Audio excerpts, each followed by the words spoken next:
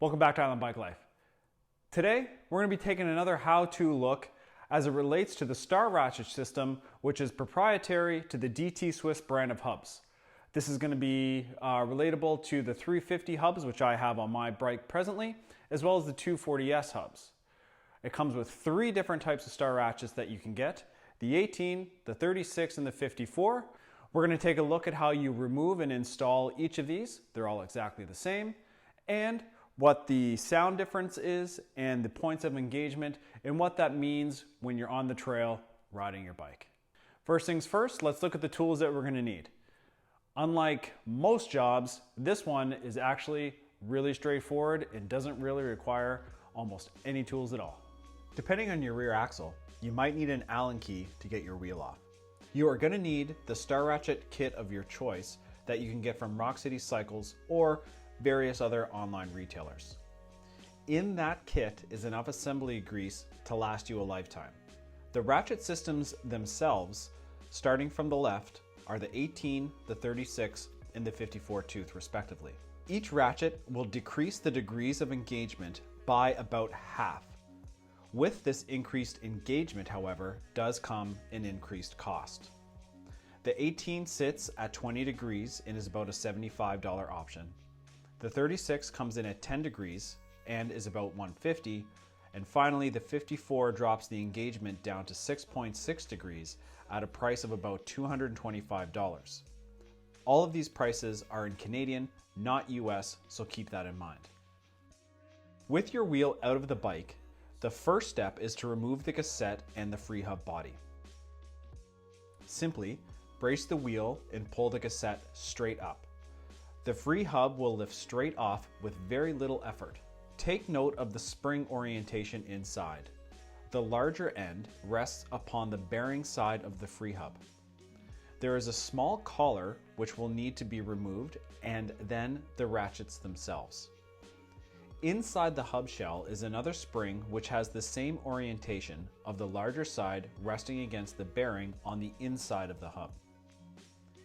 Inside the hub and free hub, you will see the machined slots that the ratchet teeth will sit inside once you get to the reinstallation step of this job.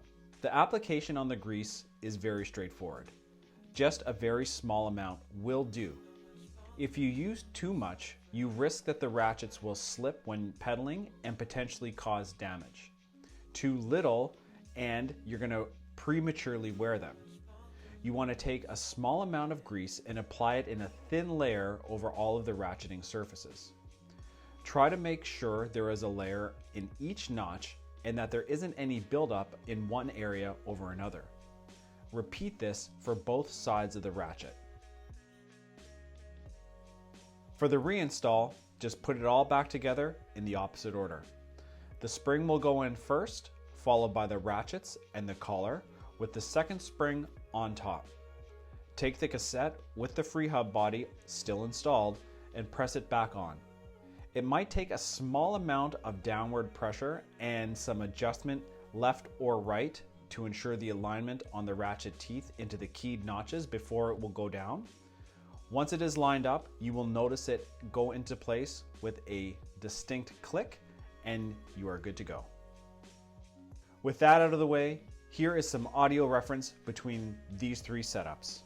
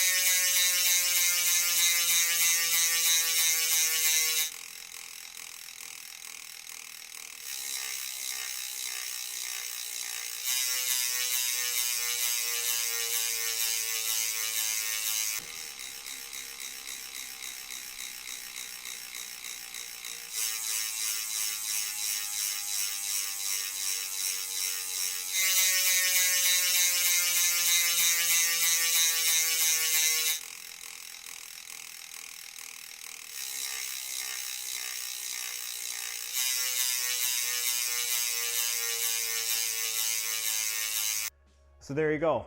That's the very easy removal and install of the DT Swiss Star Ratchet system. So what are my overall thoughts on this option from DT Swiss? Well, I like it for a lot of reasons. One, I like the flexibility. Not only does it come in the 18, the 36, and the 54, it gives you the range to determine how many points of engagement that you want. Each step up cuts the number of degrees in which your pedals are going to put that power down by about half. Now I should note, and I didn't show it here, there is a 24 tooth option, though it isn't really as common as the ones that I've mentioned here. The other thing about the flexibility is that it gives you the ability to change your freehub body very easily and relatively inexpensively. As you can see, I had a SRAM XD freehub. If I wanted to, I could switch over to a Shimano, and everything is interchangeable inside. They're all universal, which is a nice option. Some of the downsides to the system as a whole is that each kit is going to cost you a fair amount of money. At least here in Canada, the prices are relatively high. In fairness, my local shop, Rock City Cycles, gave me a phenomenal sort of promotional deal so that I could get both of these kits and give a general overall comparison and feel to them. If you're to pay retail, budget anywhere between $150 to $230 Canadian, depending on the kit that you want. Most wheels, whether it's the DT 180s, 350s, or the 240s, are going to come with one of the setups in there. The 180s and the 350s come stock with the 18, and the 240Ss come with the 36 on just about every wheel set as far as I know. So what are some of the other pros and cons? Well, that's kind of up to the individual rider or person who's looking into this. If the quieter hub is important to you, well then the least amount of teeth is going to be the quietest, as you can see here. The 54 tooth obviously gives you the loudest hub sound. It's nowhere near as loud as, say, an Industry 9 hub, for example, but it is significantly louder than the base 18. Another downside to that is the more teeth you have, the more prone you could be to damage. The fewer number of teeth that you have increases that strength because you have more biting power. If you are a type of person who really has a lot of power in your legs, you might find the 54 tooth is not a good option, and the 36 might be a happy medium of the road. If you're a person that really likes to have the most amount of engagement and you don't mind a little bit of pedal feedback, then the 54 tooth might be for you. Riding these on the trail, the 18 has a lot more play in there, about 20 degrees of engagement.